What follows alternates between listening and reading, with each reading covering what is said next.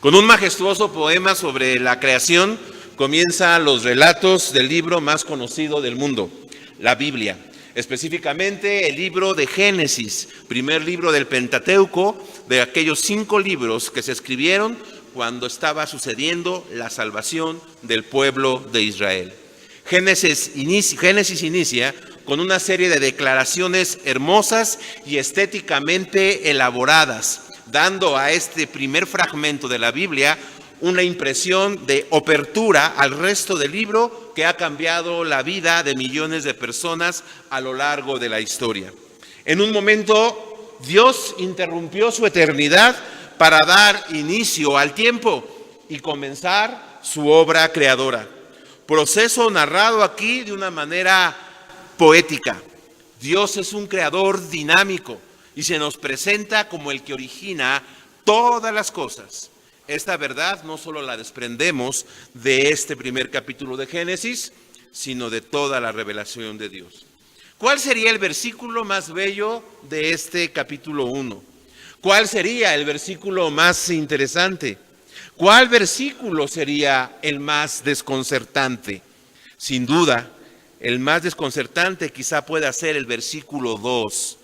Puede ser considerado un versículo al menos extraño en todo el relato, porque después de la categórica declaración del versículo 1 y antes de la acción creadora y ordenadora de Dios, se nos dice que la tierra estaba desolada y sin forma, vacía y desordenada, y además que estaba en tinieblas. Imperaba sobre el abismo o la profundidad la desolación, lo amorfo, lo vacío, lo desordenado y lo oscuro. Así que al caos y a la nada se le agrega la oscuridad, que en la Biblia simboliza falta de entendimiento, simboliza también la maldad, la ausencia de Dios, lo siniestro que pone en peligro la vida. Y aquel abismo sobre el cual reposaban las tinieblas no puede traer esperanza a la vida. Lo cierto es que nuestras vidas, en sus diferentes aspectos, y en nuestra sociedad, en sus diferentes sectores, se parecen mucho al versículo 2 que al resto de la narración de todo el capítulo 1 de Génesis. ¿Cuántas de nuestras vidas, de nuestras mentes, de nuestros escritorios o de nuestros cuartos están así, vacíos, sin forma y en oscuridad? Probablemente de aquí Freud sacó la idea del subconsciente, que estaba todo desordenado y era como un sótano todo arrumbado y todo horrible, sin forma y sin vida. Pero la narración nos muestra que del caos, Dios puede traer el cosmos, que de las tinieblas Dios puede traer la luz, y que de la nada o donde no hay vida, Dios puede traer una vida hermosa o una creación hermosa. 3 verdades fundamentales del actuar de Dios, del actuar creativo de Dios nos enseña este capítulo. Primeramente, debemos de confiar en su soberanía, reconocer la soberanía de Dios.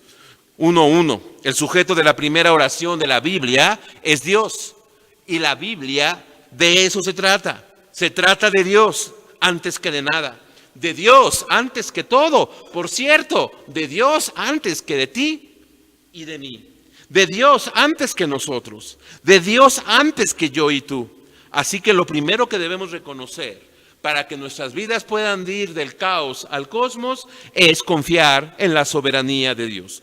Confiar en su soberanía porque Él es trascendente.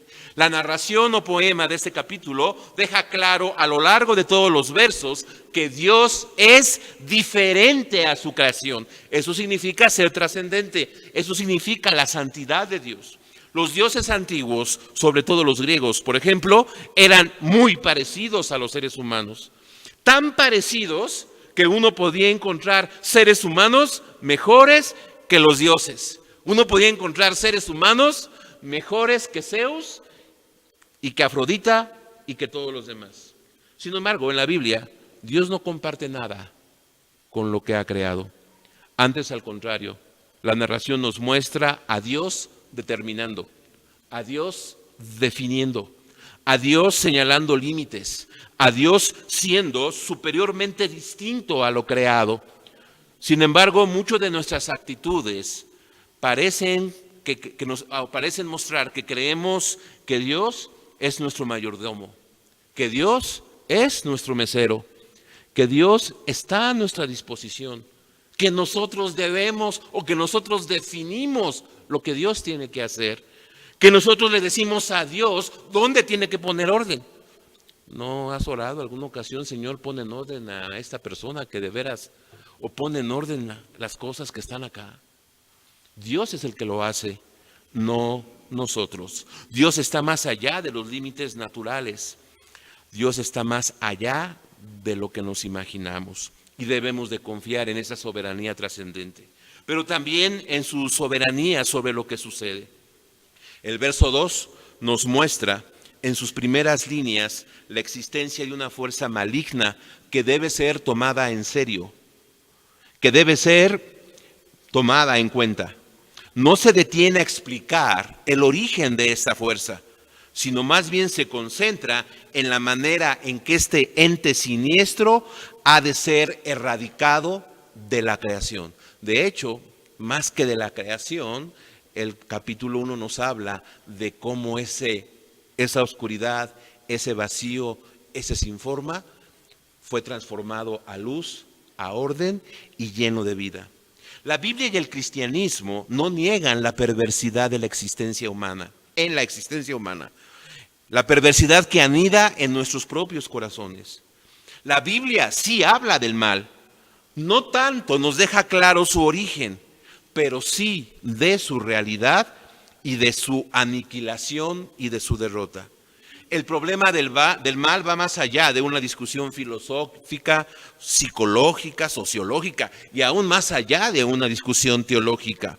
Cuando experimentamos el mal en carne propia, el perder el empleo, cuando un familiar se nos muere violentamente o se enferma fatalmente, cuando somos objeto de la inseguridad o cuando vivimos lo siniestro en nuestro hogar con problemas de relaciones distorsionadas, o sencillamente nos asomamos a nuestro propio corazón y contemplamos nuestros pensamientos, nuestras emociones y nuestras pasiones, no hay explicación que pueda dar orientación. La Biblia no explica el origen de lo descrito en el versículo 2, pero sí dice que Dios está al mando, que no ha perdido el control, aunque parezca que hay caos, que hay vacío y hay oscuridad. Aunque no es el creador del mal, Dios no está ajeno al mal, cualquiera que sea la expresión de este último. Por eso, nuestros problemas no se resuelven si entendemos por qué se originaron. Nuestros problemas se resuelven, como dice el texto, cuando dejamos que el Espíritu se mueva, y no soy pentecostal, y la palabra de Dios nos organice. Paradoja. Dios es soberano y tiene todo bajo su control, pero hay una fuerza siniestra que causa caos, vacío y oscuridad. Insisto, no se explica su origen, al menos con entera satisfacción, pero sí queda claro su aniquilación sin lugar a dudas. Por eso debemos de confiar en la soberanía sobre todo lo que sucede, porque generalmente lo que nos sucede es lo del versículo 2. También debemos de confiar en su soberana y apasionada búsqueda. Algunos llamarían su soberanía relacional. Dios es soberano y la existencia del mal no sobrepasa su interés por cada uno de los seres humanos. La existencia del oscuro y de lo vacío no sobrepasa su amor y su búsqueda a nuestras vidas. De manera insistente en su creación, especialmente con el ser humano. ¿Sabes? De eso se trata Génesis 1 y Génesis 2 y Génesis 3 y toda la Biblia, de la búsqueda de Dios a este hombre, a ti y a mí, que estamos en un completo caos. Dios busca a Adán cuando éste está en el caos de la desobediencia. Baja a hablar con Caín cuando está Caín a punto de entrar al caos del fratricidio. Baja a buscar a Noé y a caminar con Enoc cuando el mal estaba imperando en el mundo. Dios sigue bajando para buscarnos. Bajó, se encarnó y en una cruz nos encontró. No hay Dios como nuestro Dios. No hay Dios tan soberano sobre todas las cosas. No hay Dios tan soberano sobre la maldad. Y no hay Dios tan soberano en su búsqueda de nuestras vidas. Por eso, en esta vida de caos y cosmos y en esta sociedad de, como dice en el hebreo, ¿no? Tohu y Bahu, confiemos en la soberanía de Dios. Pero también confiemos en el Espíritu de Dios. En el versículo 2 lo dice, y el Espíritu se movía sobre la faz de la tierra. Reina NBI dice, y el Espíritu de Dios iba y venía sobre la superficie de las aguas oscuras. 3 aspectos deben inspirar nuestra confianza en el Espíritu de Dios. Primeramente, su presencia, aún en medio del caos y a pesar de la oscuridad.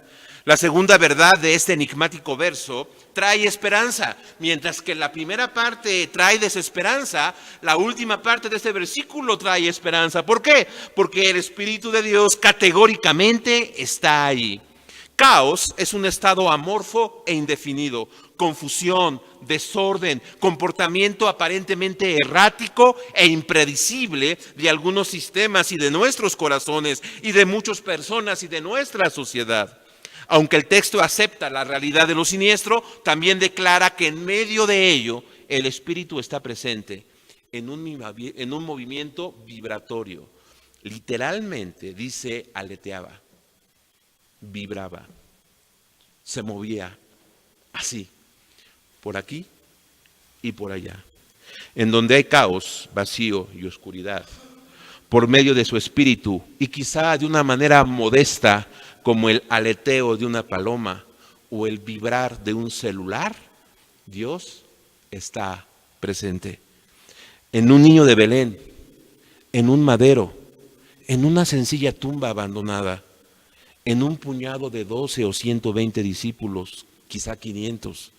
Allí empieza a actuar con su espíritu para traer cosmos, vida y luz.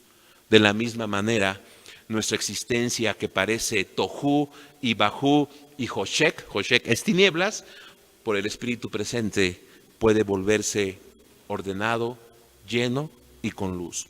Confiemos también en la actividad del Espíritu, no solo en su presencia, sino en su constante actividad. Insisto, con un movimiento vibratorio poco perceptible, lo siniestro empezará a sufrir la acción del Espíritu.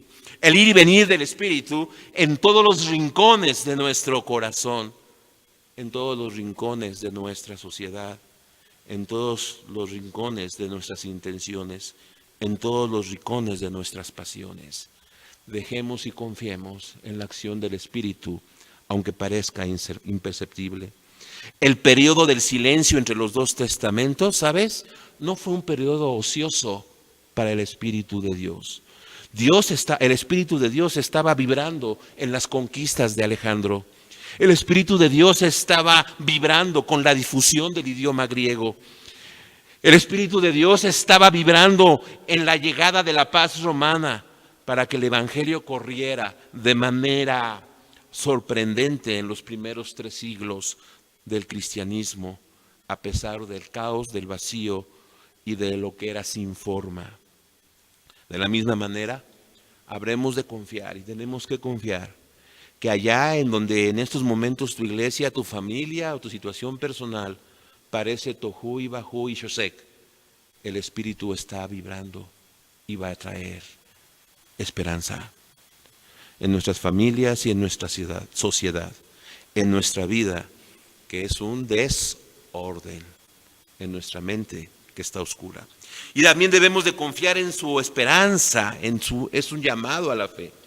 Aceptar la presencia del Espíritu de Dios en medio del caos y las tinieblas demanda fe y una gran dosis de fe.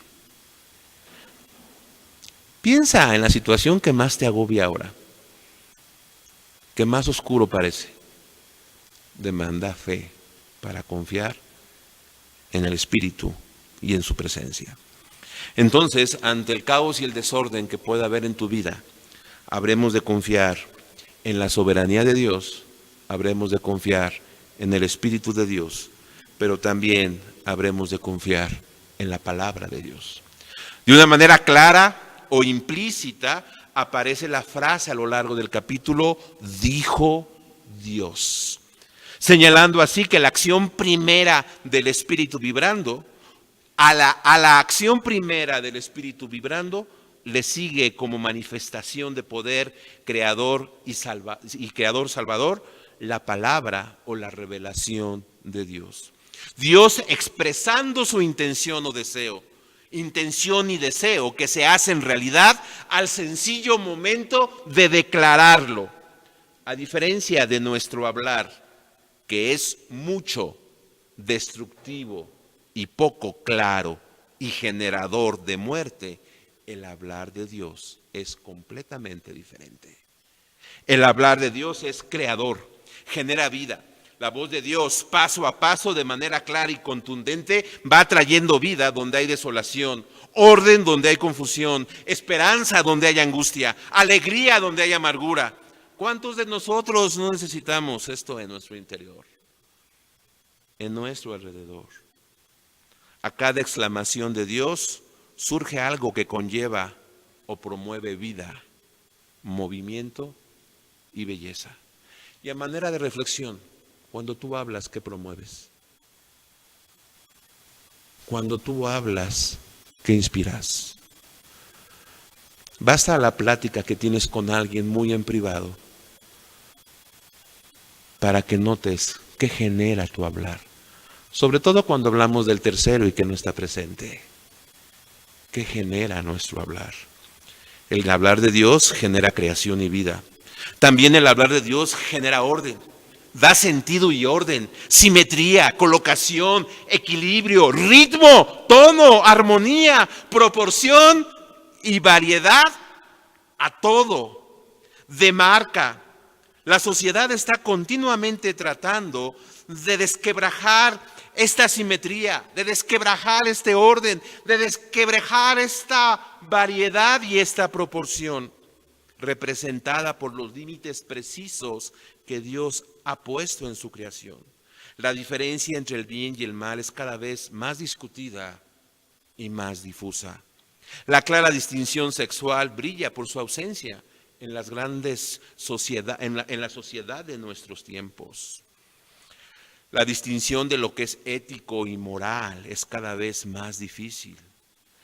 Por eso requerimos la palabra de Dios, para que ella nos defina y nos alinee. Pero también la palabra de Dios es salvadora y comunicadora. Dios habla y cuando habla se comunica para salvar. Comunica y se muestra cómo es. No solo en Génesis 1, sino en el 3, 4 y hasta el Apocalipsis tenemos a un Dios que se obsesiona tanto que no está contento con su creación como mensajera, según el Salmo 8, ni con los mensajes proféticos de todo el Antiguo Testamento. No fue suficiente. Él vino y se encarnó. La palabra encarnada es la máxima revelación de Dios, porque quería dar orden, armonía a nuestras vidas. Y entonces tenemos, quizás leído desde un punto muy cristiano, la acción de la soberanía de Dios, de la acción del Espíritu y de la salvación del Hijo, representado por la palabra de Dios que se encarnó en Jesús. ¿Sabes? Al final, Dios da un veredicto positivo a lo que ocurre por su actuar. Dios, cuando Él interviene con su Espíritu y su palabra, las cosas son buenas, cada una de ellas. 7 veces aparece la frase que era bueno, señalando esa gran verdad. En nuestra vida, en nuestra mente, en nuestra sociedad, en nuestro país, en nuestras iglesias, muchas veces las cosas no son buenas. no reconocemos ni la soberanía de Dios, ni la presencia del Espíritu, ni la autoridad de su palabra. Tenemos muy en poco su soberanía, porque queremos hacer de Dios un genio y no un Señor. Tenemos muy en poco la presencia de su Espíritu, tolerando nuestro orgullo y nuestra necedad. Tenemos muy en poco su palabra cuando no la leemos. Bueno, yo sé que ustedes sí la leen, pero no la vivimos. Por eso en nuestras vidas las cosas no son buenas. Por eso en nuestras familias las cosas no son buenas. Sin embargo, cuando confiamos en la soberanía de Dios, damos lugar a su Espíritu y nos movemos de acuerdo a su palabra, Dios dirá, y fue bueno en gran manera. El relato de la creación entonces puede ser entendido como un relato de salvación. En medio del caos, del vacío y de las tinieblas, Dios con su soberanía, su espíritu y su palabra trae cosmos, trae vida, trae luz, trae esperanza, trae entendimiento. De una manera majestuosa entonces se nos narra cómo todo va adquiriendo una armonía perfecta. Luz, oscuridad controlada, puesta al servicio, bendición y dirección. Eso es lo que hay que ofrecer al mundo y anunciar a nuestra iglesia, a nuestros hermanos este fin de semana. Confiemos en la soberanía, en el Espíritu y en la palabra de Dios.